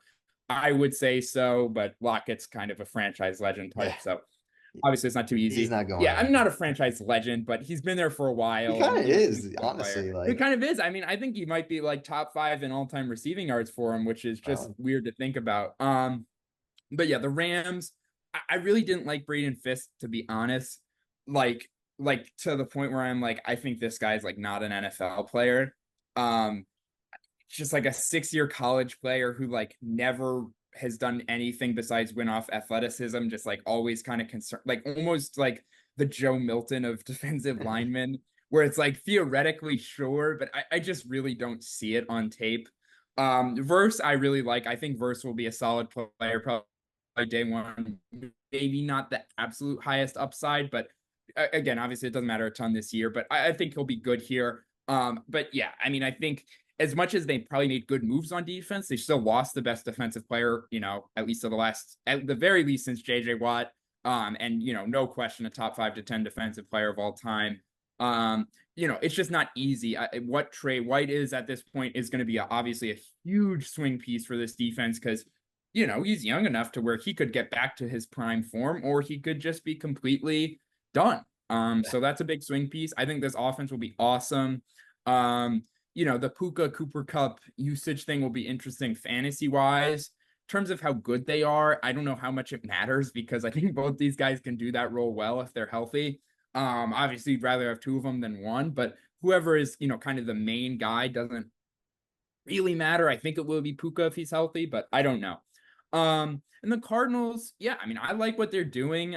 I think they kind of coached themselves, not coached them. They were well coached on offense last year, like with Dobbs and Kyler just coming off the injury without, any real receivers. I think Greg Dortch is a good slot guy. I think, Marvin will be I think he'll be a true number one, week one. I really like Trey McBride. I think he might be the tight end one in fantasy this year, to be honest. And the defense is it's got some work. But I think this will be more of like a fun, good offense, not so great defense this year, and we'll see what they can become in the future. Yeah. But I would go, I'll just go Niners. I would say probably Rams, Seahawks, Cardinals. I think all three of the 2 through 4 will be in the 500-ish range. Yeah. Maybe Cardinals a little bit below that. All right, 3 more divisions to go. NFC East, your Philadelphia Eagles in there. Obviously, Dallas, we talked about it, or you mentioned it early. CeeDee Lamb got the extension done, so expect he'll be there week 1, which is big for them, obviously. The Giants running Danny Dimes out one more time, who I met this offseason. Very nice guy. I'm a Danny Dimes, I don't want to say lover because that sounds a little off, but fan, I guess is the right word. But and then Washington with Jaden Daniels, and they signed a lot of vets there. Interesting team. Yeah, I mean, I'll go real quick here. I think the Eagles win this division. I think, last year, this team obviously fell apart down the stretch. I think they are maybe not as good as they started last year, but I think a lot better than how they finished last year. I think Kellen Moore, it'll be interesting to see how different the offense looks. But, I mean, you bring in Saquon Barkley to that offense, it's going to be fun to watch. I think behind that O-line, he should have one of his better years of his career. And obviously, A.J. Brown, Devonta Smith, as good as it gets at wide receiver. The loss of Kelsey up the middle obviously sucks. He was the best in the business, but who is it? Cam Jurgens that's going to be the center, or who is Cam Jurgens? Yeah, it's almost more right guard that's a question because that's where he was playing last year. Right. But I think they'll be fine. Yeah. So O-line should still be good. I mean, they've got great tackles in Mailata and Lane Johnson, but offense should be really good. And then the defense, I think, a really good pass rush. You obviously got the Georgia boys and Jalen Carter and Jordan Davis. I think Jalen Carter might, he was really, really good last year, but I think this could be a year where it's like, okay, this guy's one of the better defensive players in the entire NFL. Would not surprise me at all. And they bring in Bryce Huff as well to replace Hassan Reddick. Jets and Eagles did a swap. At least the Eagles guy is going to play. So that's good. And, obviously the rest of the defense is where you kind of start to look at, okay, what do we got? The cornerback room, it's kind of seen a reset, obviously, with, what's the guy? Quinyon Mitchell, right? And then Cooper DeJean, who is he going to be good to go week 1? He's back, yeah. Okay. So who knows? Obviously those two relying on 2 rookies in the secondary is always questionable, but those 2 guys seemingly should be really good. Darius Slay back for another year. James Bradbury as well. But obviously it seems like he'll be playing less of a role this year, maybe even a little more safety apparently. Yeah. So we'll see how that goes. And then the linebackers, we'll kind of see it. I'm sure they'll make their classic signing mid-year of some guy who was really good 5 years ago and is a big name, and you're like, oh my God, I can't wait. He's going to be so good. Darius Leonard, man. I thought the fall off was quick. That guy was one of the very best. Quick. I think it might have been the greatest at forcing fumbles I've ever seen. Yep. Guy in his prime it was like 2 a game. It felt like, but yeah, I think Philly is going to be good this year. I think Dallas will be the second best team. I mean, it's just year after year, it feels like they're just pieces that just are, chipping away. It's like, okay, this year we're losing Tyron Smith and Stephon Gilmore's gone. And it's just like, they're just losing guys. Tony Pollard's gone. They bring back Zeke, which, who knows? Rico Dowdle, it seems like maybe will be the guy who gets the bulk of the work, or it'll be a split. Obviously the CD extension's big. I mean, this offense still is going to be good. Like, we don't have to kid ourselves, like Dak and CD. We saw what they were able to do. You got Jake Ferguson there, who's a good piece. Brandon Cook's still there. And the defense, like the Deron Bland injury does suck, but Trayvon Diggs is back. He's going to be really good once again. Micah Parsons, obviously, arguably the best defensive player in the NFL at this point. They're going to be good. They'll be a playoff team.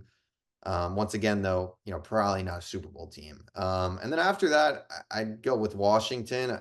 They're a sneaky team to where it's like, if Jaden Daniels can go out and, I don't know if he could be as good as CJ Stroud last year, but like, I think I don't want to doubt Caleb, but like, I think Jaden Daniels could have that boom rookie season where we're talking about him, as a really high end guy. And I mean, they got the pieces to do it with Scary Terry, who finally has a good quarterback there. Who's the other receiver there? They just traded Dotson. Is it Yeah, they don't have any other. Oh my God, that's so weird. Wow. Yeah, that was a little weird. I don't really know Weird exactly. trade, yeah. But Eckler and Brian Robinson is decent at running back, and the defense should be kind of average. So, they'll go as Jaden Daniels goes, and then the Giants I think will be in last. I think Malik Neighbors, I'm really excited to watch him play and see how that goes. But yeah, I mean, they're bad. Danny Dimes probably isn't it, unfortunately for them.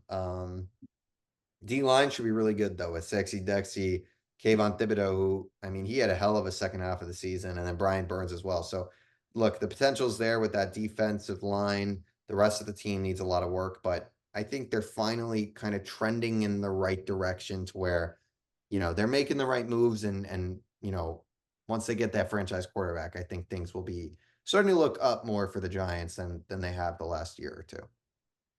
Yeah. I have had the sinking gut feeling all off season that this was going to be the year the Cowboys finally, do some stuff in the playoffs. As much as we can kind of blame Jerry Jones for not being proactive about the extensions, and I would agree with that.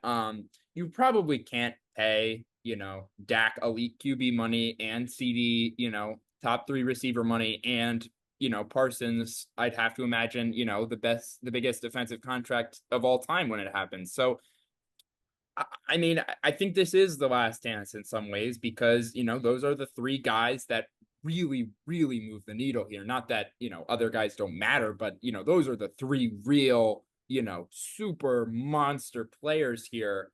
And, they lost Tyron Smith. I think, Tyler Guyton, really is a big swing piece here. He has the talent, has the physical ability to be really good. They've done this before where guys that I'm like, you're not going to be good day one. You have way too much developing to do. And then it's Micah Parsons and Tyler Smith, who are, all pros and Pro Bowlers, their rookie year. So I won't write anything out. They're well coached on the offensive line as well. Sounds like they're starting him week 1 against the Browns. That'll be a big time test. Against they don't Miles. play the Browns week 1. The Cowboys? Oh, maybe they do. I was thinking of the Niners and the Jets for some reason. You're probably right. I think they do play each other. I might be wrong there. Oh, but you're probably right. I was thinking of the Jets and Niners games. Niners. I'm assuming you're right. Yeah. But yeah, I mean, regardless, they're gonna play a good pass rush at some point. So there will be tests. I think Cooper Beebe is gonna start at center, another rookie for them. So that'll be interesting. But yeah, I think we know who this team is. They're not the best coached team. I don't really necessarily see anything different about this team. It's just more that they've always underperformed in the playoffs. It's not that, they can't perform in the playoffs. It's just that they haven't. I think, the Deron Bland injury will be bad. I mean, I really like Kalen Carson, who they took it, I think, the 3rd round this year. I mean, well, first of all, I mean, you need 3 corners in today's NFL. I mean, I'm tired of people acting like, oh, you'll be fine if you have 2 corners because, people don't act that way with receivers. So, it's really a 3 receiver, 3 cornerback league. But besides that, I mean, I think obviously you'd love to have all 3, but if Bland can get, back and healthy by midseason, I think he should be fine there. So yeah, I'd expect the Cowboys holistically to be the same team. I know we said we're going to go fast. We're not. We're going so slow. I know. Giants, I mean, I really don't have much to say about them besides, you brought up Dexter Lawrence, and I just have to mention how underrated this guy is. I mean, first of all, I would take obviously an elite pass rusher over an elite run stopper, but in terms of his ability to be probably the best nose tackle in the league, like, Christian Wilkins, Grover Stewart, in those Vita Vea type conversations. But he's also maybe one of the 5 best, interior pass rushing guys in the league. And like, again, I would take Chris Jones as the best interior guy in the league. But I mean, I think Lawrence is no question the most complete guy here. I mean, just an absolute unique skill set. You don't see guys who move like that, pass rush like that at that size. But yeah, I mean, the D-line will be good. I just don't think this team's going to be super different than last year. I would almost say the same thing about the Commanders, where a lot of roster movement to kind of ultimately end up in a similar space. Obviously, you're going to feel more encouraged about Jaden Daniels than Sam Howell, and I think he'll at least have a very high volume season. I think there could be maybe some turnovers, maybe take some hits, but I think he'll definitely make some fun plays. I think he and Terry will have an awesome connection. Yeah, I mean, they do need one other guy. I mean, they just really don't have any. Like, I think Diami Brown might be wide receiver too. That'll be interesting. You might have, the nepotism brother of McCaffrey, whose name I'm forgetting. Oh, Luke, right? Yeah. He's on the Out of team, I Rice. believe. Oh, he's gonna have some crazy game this season. I don't know when it'll be, but that boy is going for 122, and 2 tutties. I will say this, I forgot to bring this up earlier. The Chargers, Ravens, like nepotism, incest stuff is a little bit creepy here. But yeah, no, I and think it's ultimately the 2 Harbaughs. Yeah, I didn't even. Oh my God. and the running backs, and yeah, it's crazy. The Gus Bus JK is the funniest thing. I didn't have service. I heard you talking about that earlier, but I couldn't respond. But I mean, it's very true. They must have a love-hate relationship or something. I don't know exactly what it is. But yeah, I think ultimately the Commanders and the Giants made some interesting moves, but probably didn't move the needle too much, at least this year. I think it'd be a mistake to fire Dable after this year, but I think that's what's going to happen. Just reading between the tea leaves, which I think Shane might be gone too. They might just clean house. I think if they fired one, they'll fire They both. would fire. No, they would fire both. I think.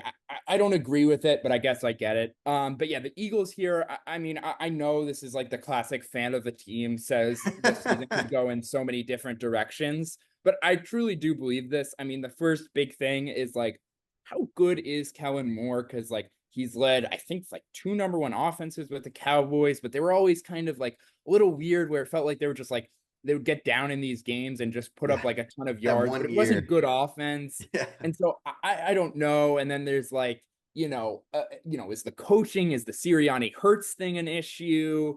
Is the defense going to suck? But you look at this team, I mean, you cannot tell me that there's not upside here to like win a Super Bowl, because I mean, frankly, I mean, just thinking about man coverage against this team. I mean, you have a healthy Hurts. You really have to have someone in man coverage. You need someone to contain him, because everyone's turned their back to their quarterback. If you don't have someone in contain, you're really screwed. But you have to help, on AJ Brown one-on-one. There's really no one, you're like, yeah, leaving one-on-one with AJ Brown all day. But you're going to have, my point is that, you have 5 guys here that really are, one-on-one mismatch issues at their respective positions. All 3 of the receivers can play inside and outside. I don't know how productive Jahan Dotson will be, but I think, certainly having him will be really helpful. And then, like you said, with the defense, like the linebackers suck right now. I think that's almost going to be the case regardless. I think the plan right now is just to blitz them a shit ton, and play a lot of dime packages, because this really is a deep secondary. I think Slay has taken a step back, and I'm worried about the CB2 spot, but you have Avonte Maddox, Cooper DeJean, Quinyon Mitchell, Isaiah Rodgers, Darius Slay, James Bradbury, who I'm worried about, but, as a backup safety. He'll kill you one time this year. Right. I'm sure he will. You have Gardner Johnson you brought back. Sidney Brown was promising as a rookie. So, I mean, that's just like, even without Bradbury, I think that's 7 DBs. So I think like legitimately could play. And I think DeJean is like so versatile that they can almost use him as like kind of in the Kyle Hamilton, like safety hybrid nickel guy, almost like a linebacker. He's like a 210-pound guy. So I think he could be an interesting piece here where it's like on 3rd and 9, are you just going with like him as essentially a linebacker because they're passing it and you don't want to leave Devin White, as a big coverage guy here. Yeah, that's what I was thinking of. I couldn't Yeah. remember if he was there or what the deal was. Oh no, he's basically the Darius Leonard of this Yeah, year. that's what I was. So yeah, I mean, that'll be interesting, but yeah, I really do think this team has upside to really be awesome. I really almost could see it being nearly as good as 2022. But I also could see this as like Hurts and Sirianni have some issues and Hurts's 22 season was an outlier and Kellen Moore is just an okay coordinator and Fangio's defense is fine, but really just lacking some talent up the middle, not enough star power to be a great defense. And this is just like a 7-10, 8-9 team that fires Sirianni and is completely confused as to what to do because there's so much talent on this team and it almost doesn't matter. Yeah. So I will ultimately revert to the fact that the talent here is just too good, and I will pick the Eagles here if I didn't say that earlier. But I do definitely have some concerns. Yeah, I think the Eagles will be good. I'm curious to see how the tush push is affected this year with no Kelsey. I feel like it's got to be not as dominant, but who knows? I always thought in my heart that Hurts was the big piece here, just because as good as Kelsey is, he's not like big for a center. So I know, but it wasn't what he does is he goes like under, kind of going right? under. It'll be interesting. It'll definitely be interesting. Maybe they won't even need it because they got Saquon now running the ball. That's what I was about to say. Maybe it's just every 4th and 1, you run a read option and you say which freak athlete are you going to be able to bring down in the backfield. Yeah. And I do think Hurts was definitely quite a bit slower last year with the ankle injury, and I think that will be a big thing to have his. I mean, because truly he is an elite running quarterback. Mm-hmm. So I think that's a big thing. Yeah, no, I agree. We're in agreement with the Birds winning that division. Move on to the NFC North, which I think the two Norths are the two highly most contested divisions. Maybe this one even more. I mean, the Lions, obviously, hell of a year last year. I mean, I don't think they lost anyone that's relevant or they've at least replaced them. I guess Jonah Jackson maybe on the O-line. They got Zeitler though. I mean, right. Old reliable Kevin. I don't think they really made any downgrades, to be honest. I guess they just didn't really who did they massively improve? They got the corner from the Bucks, Jamel Dean, and they got DJ Reader. So I mean, I think this defense will be massively improved. Okay. And then the Packers obviously continuing to improve. Vikings in a weird spot with Sam Darnold, but I mean, I really like the first round of their draft with JJ and Devin Turner, and you've still got Jettis there, Jordan Addison, TJ Hawkinson will be back, I believe, at some point. And then I mean, I think the most talked about team in this division and almost in one of the top 5 most talked about and excited teams to watch this season is the Chicago Bears. I mean, the potential is really there, man, especially with this offense. I mean, that wide receiver room is special. It just is Caleb Williams really that guy. What are your thoughts, Dev? We'll start with the Bears. Yeah, I was getting ready to say that I think this will be a very interesting just a thing to learn in terms of like, are rookie quarterbacks going to start to be really good day one? Because I mean, obviously, Stroud is an outlier in many senses, but I mean, there's nothing theoretically that's stopping Caleb Williams from being good this year with all that talent. I mean, there really isn't. Like on paper, this already should be a good and productive offense. Like obviously the Bears passing records are nothing, but I would expect him to break everything this year. Like not the rookie records, the team single season records. And, as sad as it is, I mean, though it'll be a good season if he does that, for a rookie at the very least. Yeah, I mean, I think they'll be interesting. And I get why people are talking about them, to be honest. I mean, it's very far-fetched to imagine, this defense becomes really good and, Caleb is like a top 3 quarterback as a rookie and whatever, but could they make the playoffs? Like, absolutely, in my opinion. So yeah, I get the hype. Maybe I'd probably pick them 3rd in this division still, probably a little bit below 500, but I could see 9-8, 10-7, even 11-6 as like a surprise, just a good team. This is a good offense. I just don't want to hear that it's not a good offense. And the defense got a lot better once they got Sweat, and I think they only got better on defense. So yeah, I mean, I don't think the defense will be great, like I've said, but whatever. It's a building year. I think they're getting better. They're going in the right direction. And I don't think they'll be bad this year. The Vikings, the same thing almost. Obviously it sucks that we won't get McCarthy. I do think that like Darnold will be better this year. I think McCarthy was just really young. Like just didn't attempt many passes in college, almost the same idea as Anthony Richardson, but Richardson had that, 1,000-yard rushing potential to kind of fall back on, which I just think there's a chance that just McCarthy wouldn't have been really ready this year. So I think they'll be fun. I think, Darnold will chuck it to Jefferson. It's gonna be, there's gonna be some moments where it's just I like, think, okay, Justin Jefferson's getting like 18 targets a game. and hey, I mean, who's going to be against it? Yeah, I think they'll be fun. Probably less upside than the Bears, but probably a similar, 7-ish win team. That's not bad, not good, but has some exciting moments. And like you said, it's going in the right direction in the future. Same thing about Dallas Turner. I'm not sure how impactful he'll be this year. Really like him long term. I really like his work ethic, his physical tools, and I like a lot of what he's shown. I just don't know if he has like a full pass rushing tool belt to be like a really good player year one, which obviously is much easier said than done. I'm not saying that, that's a fair expectation, just saying I don't know how amazing he'll be. But and then the Lions and the Packers, I think these are two really awesome teams here. I mean, I think we kind of talked about with the Lions. They really didn't lose anyone, got better on defense, kept Ben Johnson, which is like a miracle looking back on it. And then, made some additions on defense. And then the Packers here, it's kind of a thought in my head. I was like, they were one of the best teams from like Thanksgiving on last year. I mean, they really almost beat the 49ers, and so did the Lions. But, it would have been more surprising for the Packers to have beaten the 49ers in the divisional round. I mean, they almost did. I don't remember exactly what happened, but I know they were up in the second half of that game. And I think Love threw a pick or two late that kind of cost them. And I just think, Love really, kind of, everyone was out on him at a point last year, and almost rightfully so. It was so weird. It was like he looked good for a week, and then he was bad, and then he was really, really good. I don't know exactly what happened. All of their receivers like really blend together in the sense of like, I don't know who's going to lead the team in receiving yards, whether it's Dobbs or Watson or Wicks has kind of become like everyone Melton. Kind of they just got for some reason random dudes just showing up on games. Showing up. Seems like I mean, they streets really like going. Bo Melton randomly would get some targets.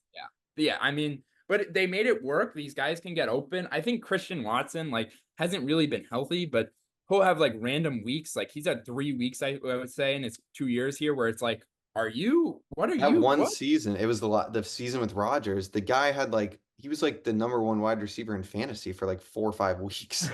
It was incredible. I think he helped me make the playoffs in a fantasy league, so always be rooting for him.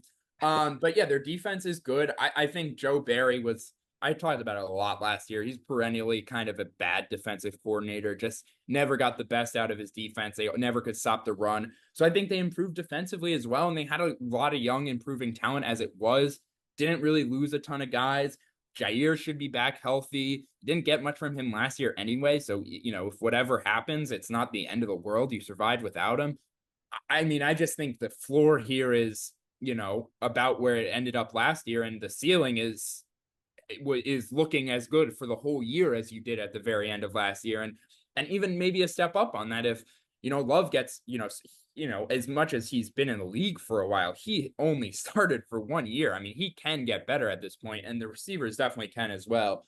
So that's, they're a high upside and high floor team to me. I would say the Packers that probably are the 4th best team in the NFC. But I do think the NFC has almost kind of made a return here. Because it felt like last year it was like they had the AFC had the Chiefs and the better other teams. I would say, 2 through 5 in the NFC is probably comparable to the AFC at this point.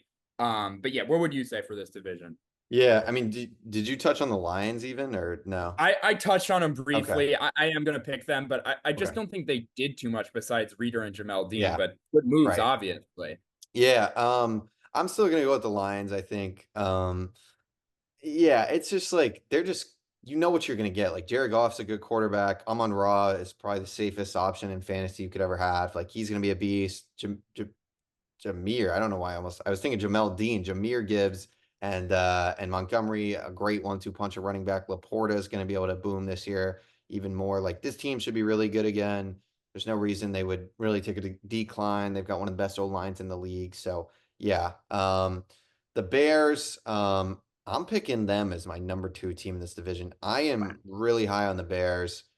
I think they'll be a playoff team. I just think, like, if Caleb Williams can't, obviously he's gonna have time to develop. This year's not gonna define him, but like, dude, like the situation he's being put in is just straight up ridiculous. Like, you've got Keenan Allen and DJ Moore, who are arguably 2 top 15 receivers in the NFL, and like both of them are probably criminally underrated in their careers. Like, 2 absolute studs. Rome Odunze, who, obviously that connection is the future of the Bears organization, but Odunze is a beast. Running back is a little sketchier, like DeAndre Swift. Like, he kind of tailed off at the end of last year, it felt like, and lost a little bit of steam. So, but I don't think, like, I think Caleb Williams, like, I was starting to doubt him a little bit. I think the media kind of just started spinning this narrative. It got in my head, but like, dude, I think Caleb Williams is going to be really freaking good. And I think he's going to be really good on day one. And, But Griffin, he paints his nails. He does. And yeah, maybe. I mean, look, I think there's, last year was not as good for him and they spiraled out of control. And, I think, is he this generational kind of prospect that he was getting hyped up as? I don't know, but I think he's going to be really good. And I think ultimately he's in an incredible system. I think if you put Jaden Daniels on the Bears, he would be just as good. I think it's just, I think both those guys are I have them ranked very similarly, but just one's in a much better situation. And I think the Bears defense is really good. I think, I disagree with you a little bit. I think this could be a top 10 unit this year. Like, you've got Jalen Johnson, who I think is one of the better corners in the NFL. The linebacker is led by Tremaine Edmonds are really good. And the D line, like Montez Sweat, really took off. It felt like once he landed in Chicago, and I think they've just kind of got the pieces to get it done there. I'm forgetting a little bit about what the rest of the safety room looks like, but I think it's pretty solid. So I think I would say my concern is the rest of the D line. They brought in Byer, they still have Jaquan Brisker. I think the safeties will be fine, but the rest of the D line, it's just, is there any other difference made? If they have, if right now, say Javon Dexter takes a leap in his second year, I'm with you. I do think they need one other guy to really take a leap. Yeah, and that's probably not even crazy. I'm looking up. I'm forgetting this. No, it's not. Yeah, so I would say, yeah, I don't, I would say it's more top 10 upside. I think Eberflus did a good job there last year. But yeah, I'm going with the Bears number 2. Packers number 3. They might honestly be like tied with the Bears. I'm not as high. I feel like Jordan Love, he had a great year last year. Maybe it's just the first half that I still am like a little off, but like, I'm not all in on Jordan Love like I am some other quarterbacks. I just got to see it again, I think, to really. I don't think that's unfair at all. Yeah. Yeah. I don't know. I just don't. I think he's been a little overhyped to where like people are talking about him as like the best young quarterback in the league. And I'm like, no, like that's just not the case. Like, this guy has got to go out and do it again. And look, they made some great additions. Xavier McKinney, I think he's going to be really good in that secondary. Josh Jacobs, I think it's a really good pickup. O-line, not that Bakhtiari's been there, but obviously he's not there anymore. It's a little bit of a question mark. And the defense, I really like Jair. I mean, they've got pieces here and there. It's not going to be the best, but it feels like they're always pretty solid. But I don't know. I think the receiver room, like you said, like they've got guys who can get the job done. It's just like, it does suck for Love that I don't think he is a true number 1 there, which, I think if you gave him, one of these top 10, 15 guys, like we could really see him start to take off. And maybe that's why I'm not, all in on him right now, like some other people are. But I think there'll be a team that competes for the playoffs. Them and the Bears, I think, as I'm thinking about it, the Packers, I don't know. I'm going to stick with, I think Bears and Packers will kind of be maybe tied, or maybe the Bears will lead by a game. And then the Vikings, like, it's just going to be that, a filler year for them. Like, they've got, Justin locked up now. They've got good pieces. Maybe they could get frisky and win 9 games, but like, Sam Darnold, we haven't seen it from him as the starter in the NFL. So, I think last year maybe helped in San Fran, kind of, just chilling under the radar. played a little snaps towards the end of the year, but we've had a QB revival the last 2 years, so maybe it's his turn. maybe it's Sammy Darnold. Who knows? I mean, we saw it with his former Panthers teammate Baker Mayfield last year. So Can you believe they were on the same team at one point? Yeah, That's it's insane to crazy. think about. Crazy.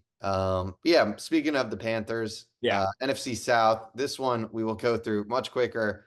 I'll just toss it to you because I'm losing my voice a little bit here. What do you think? I mean, it's got to be between the Falcons and the Bucks to win this division. The Falcons have, I mean, they've made some splashes here, but it feels like the worry is that the Eagles type of splash where it's like we get these guys who like 2-3 years ago they're all pros, but it's like now it's like, are they off a cliff? What do they still got? What are your thoughts? Yeah, I mean, so the first thing I'll say is I think they're winning the division. Like almost no chance that unless Kirk is not healthy or something. I just think this offense is going to be really good. And I do think Judon is still good. I do think Judon is still really good. Not like, an elite top 5, top 10 guy, but certainly their best pass rusher, certainly helps their defense a ton.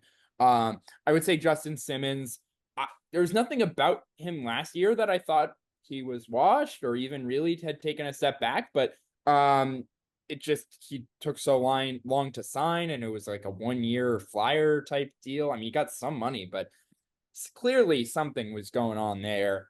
And the Broncos kind of just straight up cut him just to not even sign anyone with that cap space. So I don't know exactly what the deal is there.